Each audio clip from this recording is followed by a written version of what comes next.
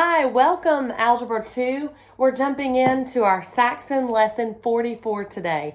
Now we finished out last week with something a little bit maybe intimidating for some of you. It was sine, cosine, and tangent. And that is a new concept, but hopefully one, the more that you do, the more familiar you become with it. So that sine, cosine, and tangent. And my geometry teacher always taught me the SOH, S-O-H. So sine is opposite over hypotenuse. Ca is C-A-H. So cosine is adjacent over hypotenuse. And then TOA, tangent, is opposite over adjacent. So tangent is the only one of the three trig functions that you don't have to have hypotenuse for. So depending on what information they've given you is which tool you can use when you're looking for one of the angles or one of the sides. And again, this is only in right triangles. So just like the Pythagorean theorem can only be used with right triangles. So you're going to see that a lot on standardized testing because they're going to want you to make sure that you know whether or not that is a right triangle. So look on page 195, lesson 44, and it says solving right triangles. They've given you a picture there of a right triangle. They've given you one of the angles is 90 degrees. Another angle is 24. So I can quickly figure out what B is because I know that every triangle has 180 degrees. So your book pointed that out to you that the angle B would have to be 66 in order for it to make 180 degrees. Now, it gets a little more difficult because all we know is one angle. We've figured out all the angles now, but we only know one side, and there's still a hypotenuse and another leg we need to figure out. So your book here on this page is showing you, I'm on the bottom of page 195, and it's showing you in order to solve for these, I'm going to have to use sine, cosine, or tangent. I can't use the Pythagorean theorem because I only know one side. So there would be too many unknowns. So that's why your sine, cosine, and tangent is so important. So your book is showing you if I know the angle is 24, then adjacent to it is 9.5. Well, then I need to know the hypotenuse, so I could use the cosine of 24 is 9.5 over h. And then I can solve for that. So your book showed you all of that information, and that's on page 196. So it goes into solving all of those and how I set up that equation. I'm just going to cross multiply there and solve. So you end up finding the hypotenuse, and they say approximately, because remember we're going to have to round it to the nearest hundredth. So the hypotenuse is approximately 10.44 units. And then we can again set up another ratio using tangent because that would be opposite over adjacent. So y would be approximately 4.28. So your book shows you how to set those up and how to solve it. All right.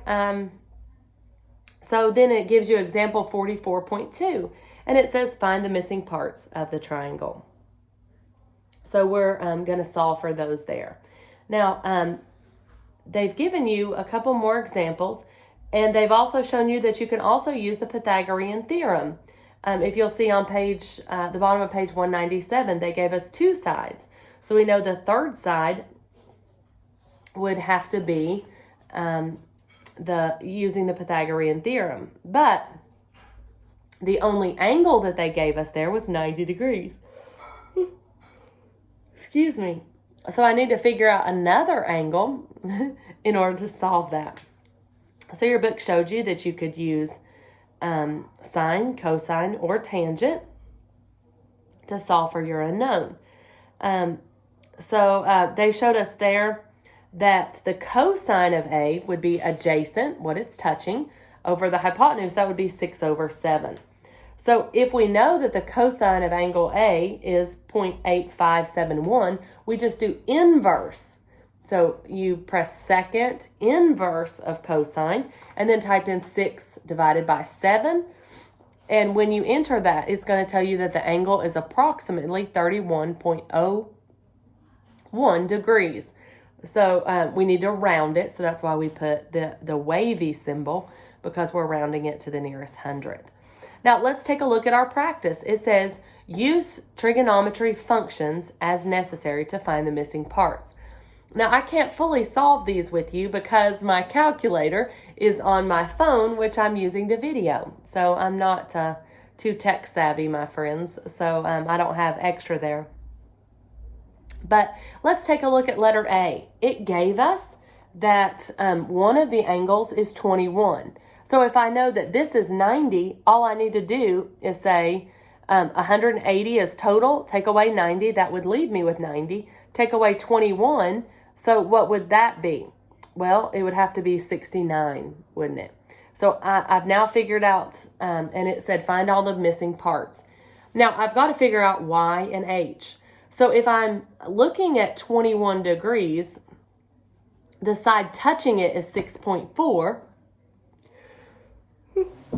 Excuse me. I've really got the yawns today. I apologize. So the side touching it is 6.4, but we don't know the hypotenuse. So what trig function uses adjacent over hypotenuse? Did you know it? I hope I could hear you at home saying cosine. So I would say the cosine of 21 equals 6.4 over h. So if I cross multiply those, so let's set that up. And I'll help you set it up, but you'll have to solve it at home since I can't plug it in on my phone. So the cosine of 21 equals 6.4 over h. Now if I set it up like this, I would say 6.4 equals h times the cosine of 21. Now if I'm solving for h, all I have to do is I have to divide by the cosine of 21. So on your calculator, you're going to say 6.4 divided by cosine of 21 equals, and that's going to be your h. Please don't forget, you're going to have to round it to the nearest hundredth, so you're going to have a wavy sign. All right, and that will be your h. Then you also have to solve it for y. So what trig function could you use there?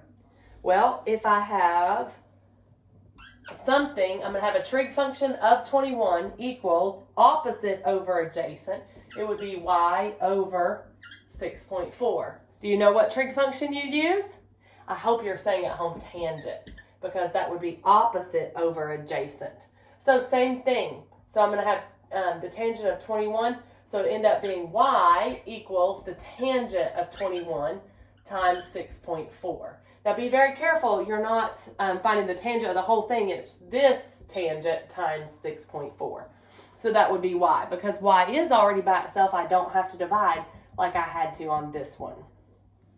All right, so that's letter A. And then letter B, this time they've given you two sides. You need to find the third. So on letter B, you can actually use your Pythagorean theorem. A squared plus b squared equals c squared. Then once you find all the sides, then you can use sine, cosine, or tangent to figure out x and y. So I hope that's an encouragement to you as you're doing lesson 44. Now, let's take a look at Algebra 2, lesson 45. So what's new in lesson 45? Well, they're talking about the difference of two squares. So if I'm looking at p squared equals q squared, then I can square root both sides, but don't forget it can be plus or minus. So that's what your book is reminding you on solving those. So if I have, let's say, x squared equals 4, then if I square root both sides, x equals plus or minus 2, since it can be either of those, right? All right, so let's look at your practice problems on page 201. And this, again, is lesson 45. So lesson 45, letter A, says x squared equals 14. Square root both sides. X equals plus or minus the square root of 14. Now 14 is made up of 7 and 2, which is not a perfect square at all, so it can't be reduced, so I'm finished. That's all I can do. All right, now letter B says x plus 9 squared equals 11. So how do I solve that? I have to square root both sides, so x plus 9 equals plus or minus the square root of 11. Now, I am not finished because I've got to isolate x. So what do? I need to subtract 9. So my answer would be x equals negative 9 plus or minus the square root of 11. Now your book separates that out and says negative 9 plus the square root of 11, negative 9 plus or minus the square root of 11. There's two answers there, two roots, because when you square root, it can be the plus or the minus. So you do want to check those and make sure to verify. All right, and then the last one would be, this is letter C. It says x plus 1/7 squared equals 8. I'm going to square root both sides. So x plus 1/7 equals plus or minus the square root of 8. Now 8 is factorable. So notice that I have 3 2s, so I can take 1 out. So x plus 1/7 equals plus or minus 2 square root of 2, right? Now I'm not finished. I need to subtract 1/7. Subtract 1/7. I keep writing 2, friends. I'm so sorry. So if I'm subtracting 1/7, I end up with x equals negative 1/7 plus or minus 2 square root of 2. It should always be simplified to lowest terms. So that is very important for us to solve that correctly. All right, so that is lesson 45. Now, lesson 46 is more on radical expressions and radical to fractional exponents. So there is a lot of square root symbols in lesson 46.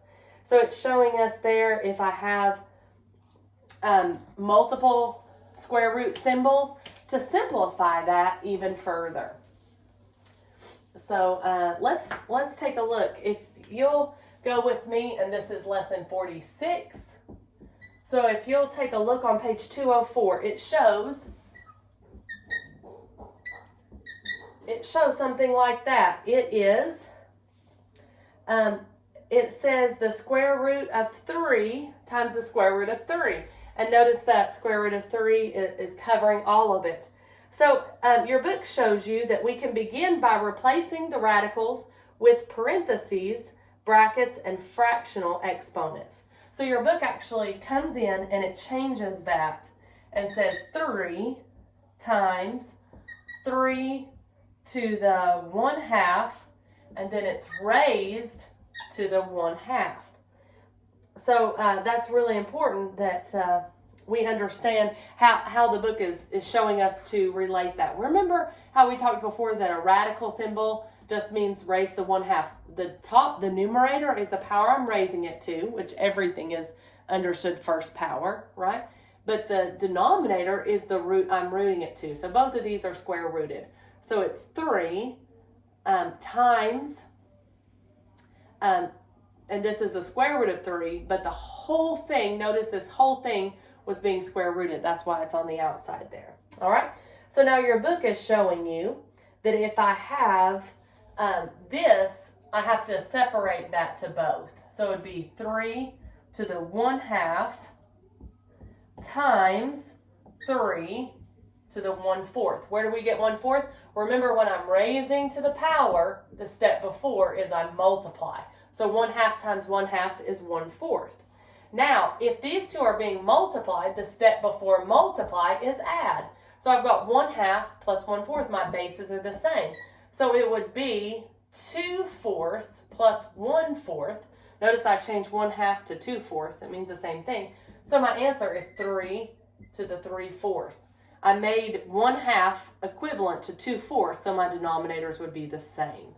So 2/4 is the same as 1/2, and then 1/4, and I added them together and got 3/4. So 3 to the 3/4. Now your book showed another example. Simplify the cube root of 3 times the square root of 3. So let's take a look at that one. All right, it's very similar, but just slightly different. The cube root of 3 times the square root of 3. So what does that look like? Well, it would be 3 times 3 to the 1/2, and this whole thing is raised to the 1/3, right? All right, so let's separate that down. This goes here and here. So 3 to the 1/3 times 3 to the 1/6, because I'm raising to the power, so the step before is I multiply. 1 times 1 is 1, 3 times 2 is 6. Now my bases are the same, bring them over. Now because I'm multiplying, I'm adding. So I need to go 1/3 plus 1/6. So let's make them equivalent. That's 3, and if I make this to the 6, that would mean multiply it times 2. So 2/6 is equivalent to 1/3 plus 1/6. So that would be 3 to the 3/6, which would equal 3 to the 1/2. Or 3 square rooted, right? Same thing. All right, but we started out with this, so look how much nicer this looks than this. Aren't you glad to simplify there? All right, now, look at the bottom of page 204. I don't know about you, but that makes me say, shoo, that's a lot. So it's asking for the cube root of x to the 5th, y to the 3rd, times the 4th root of x, y to the 5th. So it looks ugly, but it's not going to be too bad. We just combine like terms, right? So let's simplify there, friends. And we're on page 205. All right, let's take a few moments to erase this and then start with letter A. All right, so I've got 3 to the, okay, I'm sorry. At first I thought they were saying the cube root, but that's not what they're saying there. So I apologize. That the practice set, it just kind of looked a little bit odd compared to those. So again, we're on lesson 46, and we've got that up there. All right, so lesson 46, and we're looking at the first practice. All right, so we've got 3 times the square root of 7/3 plus 5, and that's 3/7 minus the square root of 84. All right, so let's break all that down. So it'd be 3 square root of 7 over the square root of 3 plus 5 square root of 3 over square root of 7 minus, and I've got to break apart. I've got to break this apart. I'm going to erase this, but you guys remember our steps. But 84, how do I break that apart? Well, I know that 4 will go in 21 times, so that would be 7 and 3, but this would be 2 times 2. So I know this can come out minus 2 square root of 21, right?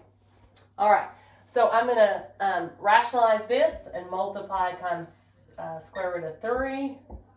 So that will give me 3 square root of 21 over 3. Notice it's square root of 3, square root of 3. So that's going to give me 3, since square root of 9 is 3. Then I'm going to multiply both of this denominator to make it rationalize. So that would be plus 5 square root of 21 over 7 minus 2 square root of 21. Now, what can I do? So I've got all of these here, right? So what can I do in order to get rid or make a common denominator? Well, if I multiply everything through by 21, that should, 3 goes in 7 times. So 7 times 3 would be 21, square root of 21, plus 7 goes in 3. 3 times 5 is 15. Square root of 21 minus 21 times 2 would be 42 square root of 21. Now everything is square root of 21, so I can easily solve that. So since I got rid of all that, everything is square root of 21. So I'd have 21 plus 15 minus 42. So 21 plus 15 would give me 36, And then if I have 36 and 42, that would give me, so my final answer is -6 square root of 21. So that's an interesting way to solve it, just to get rid of those common denominators, right? All right. And what I did is I just distributed that 21 to everything, so that way it got rid of my fractions. But isn't that nice that everything was square root of 21? Very interesting. All right. Now let's take a look at question B is very similar. So how about C? So I skipped B, but C is square root of 7 and the whole thing times 7. So let's write it 7 parentheses times 7 to the 1/2 parentheses to the 1/2, right? Now, remember I'm raising to a power, so the step before is I multiply, so 7 to the 1/2 times 7 to the 1/4, because 1/2 times 1/2 is 1/4. Now my bases are the same, but I can't add them because my denominators aren't the same. So let's convert it. 7, that would be 2/4 times 7 to the 1/4. Now my denominators are the same, so my base is 7, and then 2/4 plus 1/4 would be 7 to the 3/4. So very interesting and not too difficult to solve, right? So I'm not sure if you all can see that over there. So let me slide that over just a little bit. So 7 to the 3/4. Good job. All right. So that was lesson 46. And the last lesson that we're going to cover this week is lesson 47. So that is rate conversions and more on fractional exponents. So lesson 47, lesson 46 had lots of fractions there.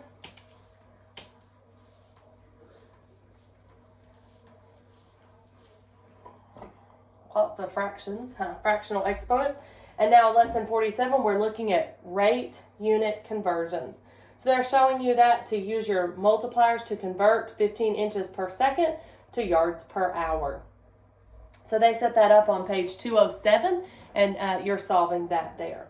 Now, more on fractional exponents, because they have the cube root of 27, but this time some of your bases are not all the same. So what you have to do is rewrite it so the bases would be the same. So like if you're looking at example 47.4, 27 is not in terms of 3, but it could be, because you know that 3 times 3 is 9, times 3 is 27. So another way we could write 27 is 3 cubed, so that our bases are the same.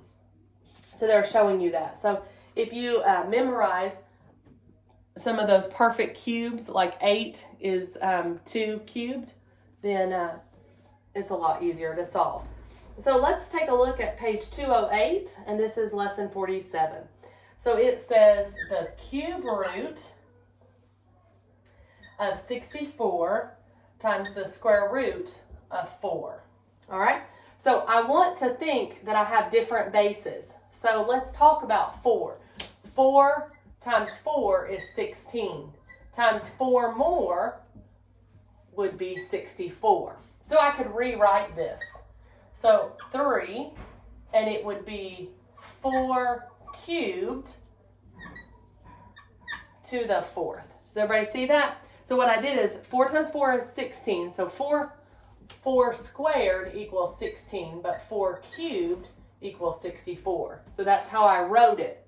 So I wrote 4 cubed instead of 64, right? So now let's rewrite this.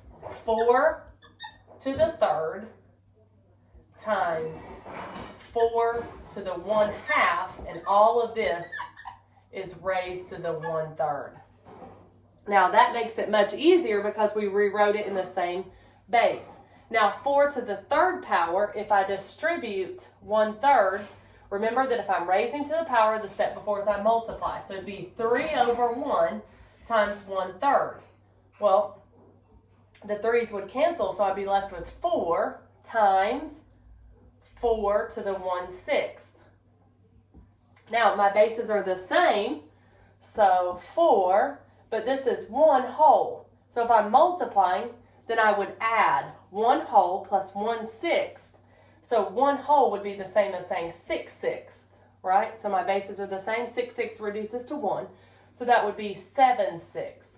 So 4 to the 7/6 would be my answer for letter A. All right, and then letter B is something similar. You're looking at the 6th root of 9 times the square root of 3. So I'm looking at 9 and 3, and you know that 9 directly relates to 3. Do you remember how? I hope you can think of it at home. 9 would be 3 squared, right? So I can write 3 squared instead of 9, and that will definitely help solve that one. Now, letter C and D says use unit multipliers to convert. So let's take care of that, all right? So, all right, one interesting thing is your book actually showed different ways to solve this one, and I didn't think about it, but your book actually showed that you could have used 2 as your base as well. This could have been 2 squared and then that, but the answer would have still been the same. So you all did a great job. All right, let's take a look at letter C.